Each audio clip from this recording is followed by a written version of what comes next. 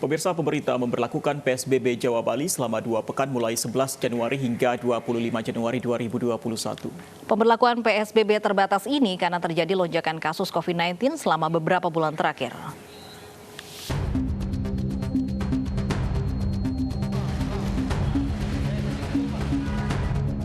Pemerintah memutuskan pemberlakuan PSBB Jawa Bali selama 2 pekan akibat terus meningkatnya angka positif COVID-19 selama beberapa bulan terakhir di Indonesia.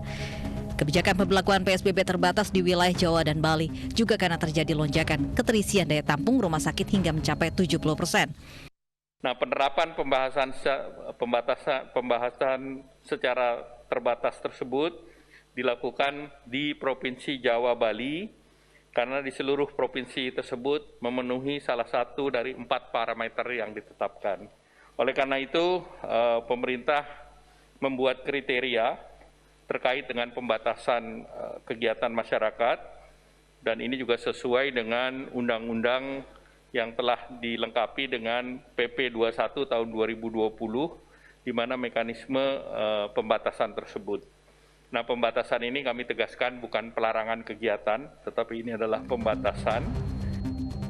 Daerah yang wajib terapkan PSBB Jawa Bali adalah DKI Jakarta. Sementara di Provinsi Banten, Tangerang Raya meliputi Kota Tangerang, Kabupaten Tangerang, Tangerang Selatan. Di Jawa Barat, Kota dan Kabupaten Bogor, Kota Depok, Kota dan Kabupaten Bekasi, Kota Bandung, Kabupaten Bandung Barat, serta Kabupaten Cimahi. Di wilayah Jawa Tengah meliputi Semarang Raya, Solo Raya, dan Banyumas Raya. Selanjutnya daerah istimewa Yogyakarta ada Kabupaten Gunung Kidul, Kabupaten Sleman, dan Kulon Progo. Di Jawa Timur ada 2 kota Malang Raya dan Surabaya Raya. Kemudian di Pulau Dewata Bali terdapat 2 daerah yakni Denpasar dan Badung. Dalam masa PSBB selama 2 pekan di wilayah Jawa dan Bali, pemerintah akan membatasi kegiatan sosial budaya dan membatasi jam operasional moda transportasi. Perusahaan diwajibkan membatasi jumlah karyawan yang work from home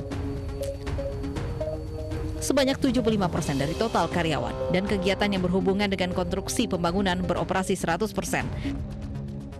Kegiatan belajar mengajar masih berjalan secara daring atau dari rumah, dan kegiatan di rumah ibadah dibatasi 50% kapasitas. Ada sejumlah sektor esensial yang diizinkan beroperasi 100%, yakni di bidang kesehatan, konstruksi, dan kegiatan yang berkaitan dengan kebutuhan pokok masyarakat. Ada sejumlah ketentuan yang harus dipatuhi, diantaranya jam operasional yang diatur dan kapasitas orang dibatasi. Pusat perbelanjaan harus tutup pada pukul 19, dan restoran diperbolehkan makan minum di tempat, namun maksimal 25% dari total kapasitas.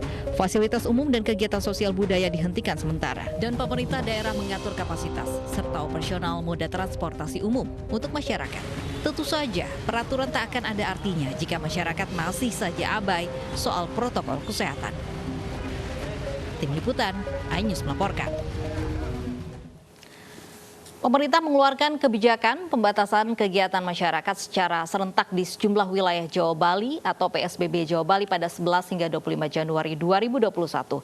Dan untuk mengetahui mekanismenya sudah bersama kami ada PLT Wali Kota Surabaya, ada Bapak Wisnu Sakti Buwana. Selamat siang Pak Wisnu. Selamat siang, Mbak. Baik, Pak Wisnu, bagaimana tanggapan terutama pemerintah Surabaya menanggapi adanya PPKM ini, pemberlakuan pembatasan kegiatan masyarakat? Ya, secara prinsip memang sebetulnya yang terjadi di Surabaya ini sudah menyerupai dengan yang disampaikan instruksi Mendagri. Artinya Perwali kita, Perwali 67 terakhir, itu memang sudah mengatur semua pembatasan itu. Ada perbedaan yang signifikan, itu hanya pada jam mal atau pusat perbelanjaan yang kita atur jam 22, di Mendagri ini menjadi jam 19. Kemudian juga pembatasan kapasitas yang selama ini 50% untuk rumah makan, warung, restoran, itu menjadi 25%. Dan WFH 75%. 3 item utama ini sebetulnya ada perbedaan dengan Perwali 67. Sehingga kita harapkan memang di masyarakat Surabaya tidak perlu panik ataupun trauma. Karena memang selama ini yang terjadi sudah hampir sama dengan yang kita lakukan. Tinggal kita pengetatan protokol kesehatan. Nanti kalau itu WFH 75%, saya sudah sampaikan ke Pak Mendagri lewat Dirjen Oda kemarin, bahwa WFH 75% bagi pejabat pemerintah kota ini yang WFH 75% yang tidak punya komorbid beresiko tinggi itu akan tetap masuk tetapi membantu petugas di lapangan untuk memantau pasar, memantau kampung-kampung, karena dengan WFH 75% otomatis banyak warga yang ada di rumah dan kita tidak berharap kampung itu jadi ramai, jadi mengabaikan protokol kesehatan karena budaya cangkruan di Surabaya itu kan luar biasa. Ini yang kita khawatirkan, makanya pemantauan di kampung-kampung, di pasar-pasar tradisional ini akan kita kuati lagi. Kemarin kita sudah rakor dengan jajaran TNI Polri.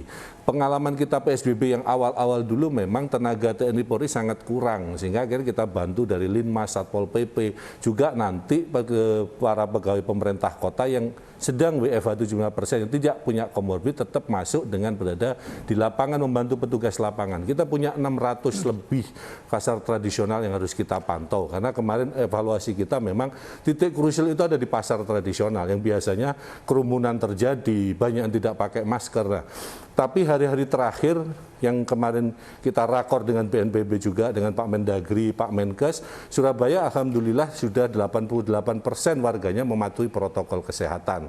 Ini yang terus kita tingkatkan, karena Surabaya ini sebenarnya sudah mulai zona oranye menuju kuning. Nah, tapi karena memang ini pemberlakuan ini dari pusat, dari Jawa dan Bali, ya kita akan tetap persiapkan itu secara matang. Dan kita juga himbau kepada masyarakat tidak perlu panik, karena kegiatan-kegiatan yang terjadi selama ini di Surabaya itu tidak akan jauh berbeda. Oke, Pak Wisnu, kalau 88% warga Surabaya ini sebenarnya sudah patuh dengan protokol kesehatan, kemudian juga status oranye menuju kuning, berarti ini artinya sebenarnya kriteria-kriteria yang ditetapkan oleh pemerintah pusat sebenarnya tidak sesuai dengan Surabaya.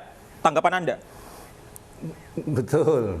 Betul, makanya kemarin saya kan sampaikan, kalau nanti rakor, saya nanti jam 1 ada rakor dengan Bu Gubernur, kita akan sampaikan, sebetulnya kita pertanyakan kenapa kok Surabaya ikut masuk. Memang hari ini bor ICU kita itu 100%. Dan kapasitas rumah sakit yang di luar ICU itu juga terisi sekitar 84%. Tapi yang mengisi itu 50% warga di luar Surabaya. Artinya kita jadi rujukan memang karena kita ibu kota provinsi. Ya, ini menjadi tanggung jawab kita semua memang. Nah, sehingga kita berharap kemarin kita usulkan kalau Surabaya itu mestinya tidak perlu PSBB seperti ini, tetapi justru yang penting itu yang daerah-daerah zona merah agar tidak nanti warganya karena perawatan di daerah kurang sehingga larinya ke Surabaya. Jadi contoh kayak Lamongan, Ngawi, Kabupaten Blitar yang hari ini zonanya zona merah. Ini harusnya juga ikut diterapkan PSBB agar tidak juga nanti Surabaya jadi tumpuan lagi. Oke. Dan kemarin juga sudah saya sampaikan, saya usulkan kepada Gubernur untuk membuka lagi rumah sakit lapangan di daerah-daerah itu agar tidak semua merujuk ke Surabaya. Oke, Pak Wisnu, apakah jangan-jangan nantinya dengan kondisi yang sudah Anda jelaskan tadi, jangan-jangan nantinya warga Surabaya tidak akan mematuhi peraturan PPKM ini, Pak Wisnu, karena merasa bahwa ya Surabaya memang tidak seharusnya diterapkan PPKM ini? Tidaklah, karena saya yakin warga Surabaya pasti support itu. Artinya kita sudah mulai sampaikan edaran dan kita berikan pemahaman ke warga Surabaya mulai sejak kemarin sebetulnya bahwa PPKM kali ini itu bukan kayak PSBB yang di awal. Justru PPKM ini sudah hampir sama dengan kondisi saat kita sekarang ini seperti saya dijelaskan. Penegakan Perwali 67 itu sebenarnya hampir sama dengan PPKM aturannya. Tinggal tadi ada 3 item besar yang memang berbeda. Itu nanti kita atur dalam keputusan wali kota. Dan itu ada jangkanya hanya 2 minggu sesuai dengan instruksi Mendagri. Nah, itu yang perlu kita berikan pemahaman di warga sehingga sambil kita pantau juga di bawah, di perkampungan, di pusat-pusat perbelanjaan, di kafe, di mall, itu agar nanti kapasitasnya dari evaluasi kita yang kemarin 50% itu kan banyak bangku disilang saja. Tapi begitu pengunjung ramai kan mereka tidak berani menolak, yang bangku silang tetap diisi. Nah, evaluasi kita yang seperti ini nanti kalau kapasitas 25%, bangkunya yang disiapkan hanya 25%. Jadi tidak ada lagi yang disilang, tapi bangku yang tersedia hanya 25%. Sehingga mereka mau tidak mau harus menolak kalau sampai pengunjungnya lebih dari 25% kapasitas. Dan itu kita harapkan juga warga Surabaya lebih banyak beli dan makan di rumah, itulah. Baik, tapi mau tidak mau juga pemerintah Surabaya harus menerapkan PPKM ini. Kemudian nanti bagaimana mekanismenya, Pak? Ya, sebenarnya kita sudah siap secara teknis. Jadi kemarin rakor kita juga sudah kita siapkan semua. Hari ini pasca nanti rakor dengan Bu Gubernur juga kita akan gelar lagi persiapan besok dan lusa itu untuk kita mencoba sambil melihat persiapan dari semua tempat-tempat kerumunan, artinya kayak restoran, kafe, warung, ataupun pusat perbelanjaan, kesiapan mereka menerapkan protokolnya sesuai dengan aturan instruksi Mendagri ini dan perubahan dari Perwali 67 dengan tambahan keputusan wali kota nantinya. Nah, itu yang kita lihat. Sambil kita ini Lurah Camat sudah saya perintahkan dari 2 hari yang lalu untuk memberikan sosialisasi ke warganya lewat RT RW. Kampung-kampung tangguh di Surabaya yang terbentuk ini kan ada 1.298 yang terbentuk. Kemarin sudah kita bantu 600 lebih kampung tangguh yang terbentuk, sudah kita berikan bantuan untuk mereaktivasi kembali kampung tangguh, ikut menjaga kampungnya. Nah, ini sosialisasi ini sudah berjalan masif. Saya pikir semuanya bisa kita laksanakan. Ya. Baik, Pak Wisnu, yang paling penting bagaimana semua pihak bisa mematuhi protokol kesehatan. Terima kasih Pak Wisnu untuk waktunya bersama kami. Selamat siang. Pemirsa, ratusan warga saling dorong dan berdesakan saat pembagian beras gratis di Pasar Sentral Sengkang, Kabupaten Wajo, Sulawesi Selatan.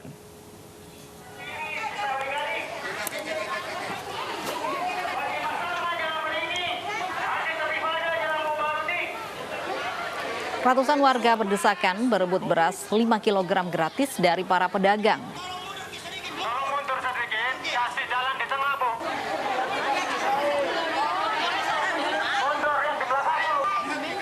Diduga emak-emak yang menyerobot antrian justru yang tak terdata sebagai penerima beras gratis.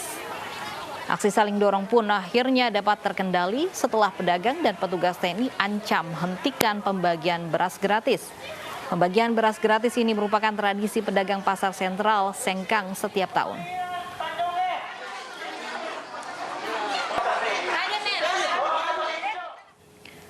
Keluarga miskin yang tinggal satu atap di Desa Karanganyar, Sragen tidak menerima bantuan sosial. Rumah sederhana tersebut dihuni 2 orang lansia dan keluarga lainnya yang lumpuh karena stroke.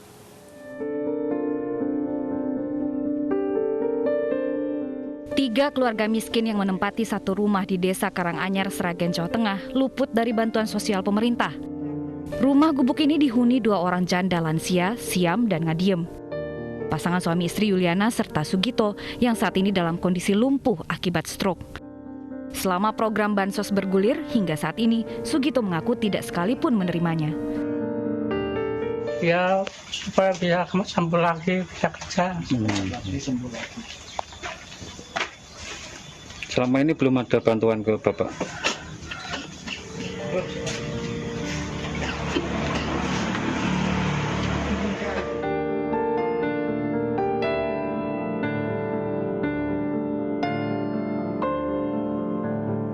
Perangkat desa mengakui Sugito belum mendapat bantuan apapun. Berbeda dengan nenek Siam yang masuk daftar penerima bantuan.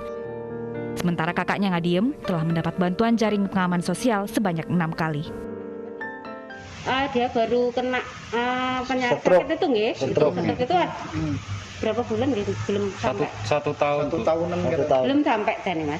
Belum sekitar mawon. Ya, sekitar itu 1 tahun. Ya. Itu memang dia belum pernah dapat apa-apa. Itu memang ya. Lah ternyata sopir itu kan tidak semua dapat toh. Uang dari hasil berjualan gorengan tidak mencukupi kehidupan sehari-hari ketiga keluarga ini. Karena itulah mereka berharap uluran tangan dari pemerintah. Dari Sragen, Jawa Tengah, Joko Piroso, iNews melaporkan. Bantu penyaluran dana bansos, PT Pos Indonesia Kota Jakarta Pusat bagikan bansos tunai ke rumah masing-masing warga hari ini. Penyaluran bantuan berlangsung hingga 13 Januari mendatang. PT Pos Indonesia Jakarta Pusat membagikan bansos langsung tunai ke warga hari ini. Pembagian tidak melalui transfer bank, namun secara door-to-door atau mendatangi rumah warga secara langsung. Pembagian hari ini dilakukan di Kecamatan Gambir dengan total 6 kelurahan, diantaranya Kelurahan Cideng dan Duri, Pulo, Jakarta Pusat.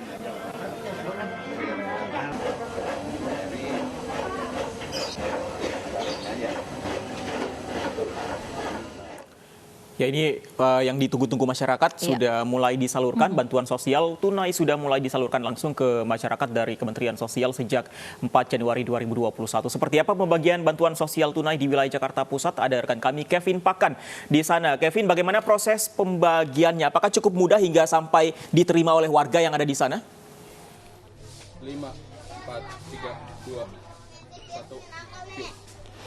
Ya, Fandi, Lofi, dan pemirsa, dapat kami informasikan bahwa memang betul bahwa PT Pos Indonesia, tepatnya Kota Jakarta Pusat, ini mulai menyalurkan bantuan sosial secara tunai, secara door-to-door atau ke rumah warga masing-masing. Dan untuk mengetahui kira-kira bagaimana mekanismenya, saat ini saya sudah bersama dengan Humas dari PT Pos Indonesia Kota Jakarta Pusat dengan Nur Aida. Selamat siang, Bu Nur. Siang.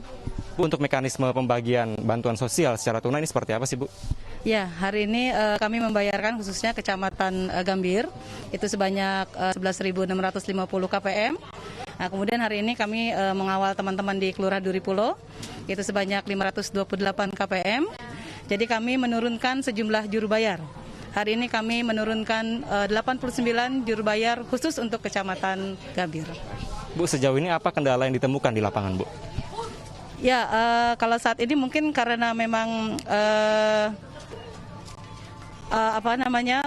mungkin ada beberapa saat ini warga yang sedang tidak berada di tempat karena kemungkinan bekerja. Jadi mungkin kami agak sedikit waktunya agak sedikit berubah karena harus menunggu siapa sebenarnya yang berhak menerima KPM tersebut. Tanggapan warga sendiri, Bu, dengan adanya bantuan ini seperti apa sih? Alhamdulillah kami disambut baik. Kemudian kami juga biasanya didampingi oleh aparat setempat dari Pak RT. Kami juga diarahkan ke mereka untuk door to door ke warga. Baik, terima kasih Bu Nur Aida atas waktunya. Nah, pemirsa, tadi merupakan wawancara saya Jakarta. Dan saat ini saya juga akan mewawancarai langsung penerima bantuan sosial, tepatnya warga yang berada di Duripulo, tepatnya di daerah Jakarta Pusat.